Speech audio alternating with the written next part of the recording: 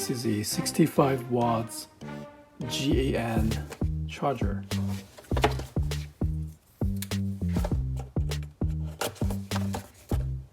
Let's open box and test it.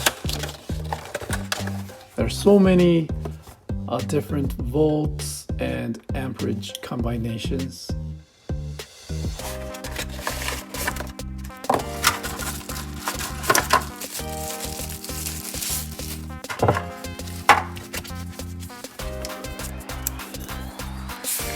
Wow, the build quality is pretty nice. This is retractable plug. Okay, so like we have a sticker here. Type C 1 for notebook output is 65 watts or 45 watts max. Type C 2 for phone, 30 watts. There's a Type A too, okay.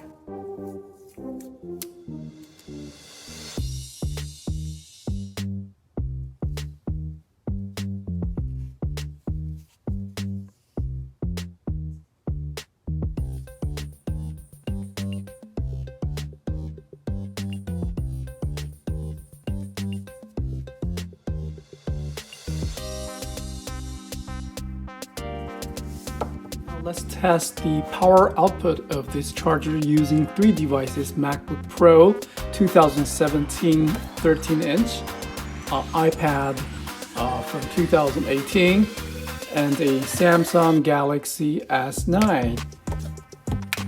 Okay, this thing is super compact, doesn't take much space. And let's plug in a kilowatt in the middle.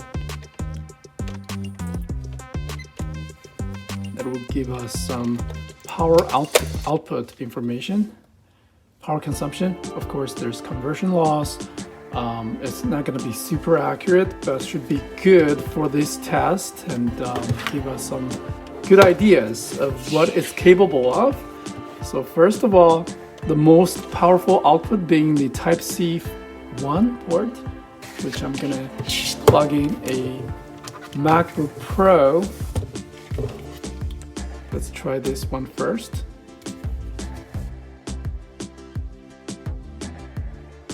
I think the maximum it would pull is around 45 watts. 45 watts. Okay. I think it should stabilize in just a minute. And then we can plug in a Samsung Galaxy S9 Plus to the second port, which according to the spec, it has a 30 watts max. And the first port, well, it is already doing 55 watts. Look at that. And 65 watts max from the first port, but my MacBook does not draw that much. So let's plug in the S9 Plus.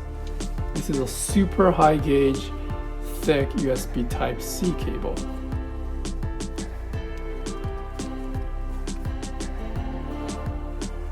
I think it recalculates and redistributes the power, and so the voltage drops. I think it's doing load balancing. 54%. Okay. 51 watts, 53. I'll just leave it here. 55, and that's not gonna max out. Then we will plug in a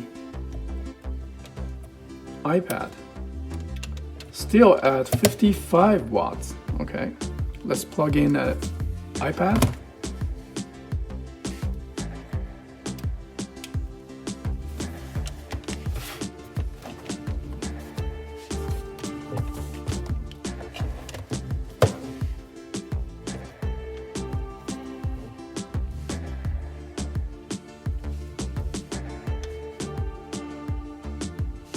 And you know what? Let's also plug in a power meter to monitor the iPad charge.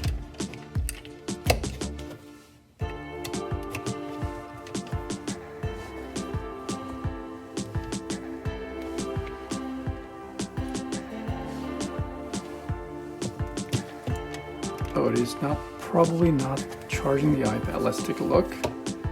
I may have a bad cable, 60%, and it's not charging.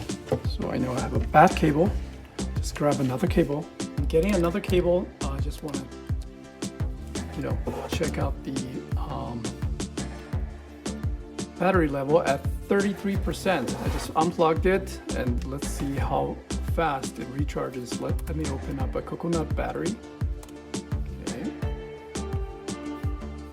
So this thing would give us a lot more information of what's going on.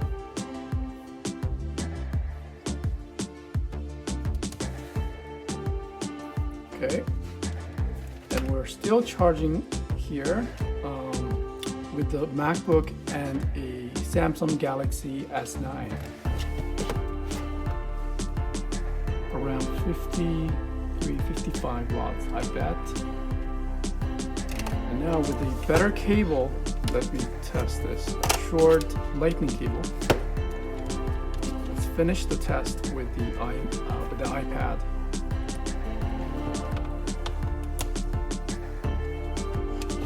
Immediately jump to 60, but again, load balancing happening again, so the wattage dropped. So let's see if it does 64 watts as rated. Galaxy S9, fast charging, 56%, 53 minutes until full. That's some great results. And my MacBook Pro is at 39%. Let's use the power meter to analyze individual ports. For the MacBook Pro, it's doing 20 volts, almost 3 amps.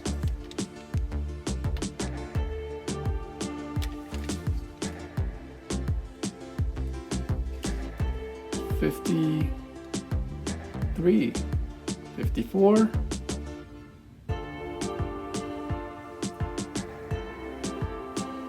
$55,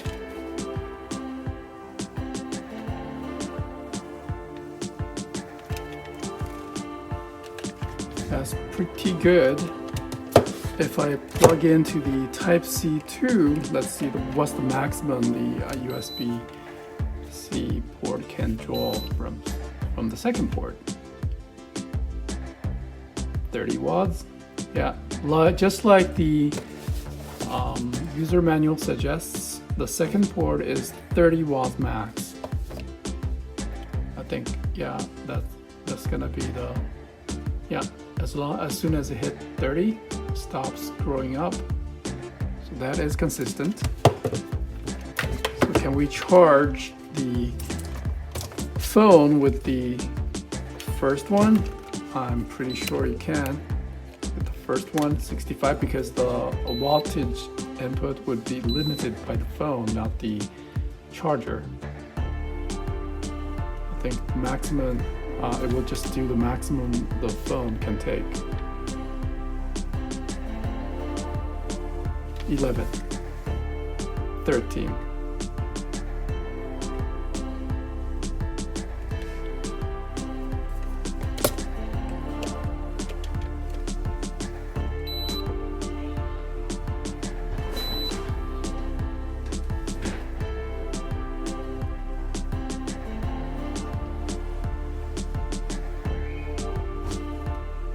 Overall, it is a great little compact fast charger that doesn't really take much space, and quite versatile. You can find lots of usage to it as long as you understand the limitations of 1, 2, 3, these ports, with one being the fastest. But your device needs to be compatible with the fast charging protocol. Anyway, it does get a little bit warm, but not hot to the touch after charging for around 20 minutes.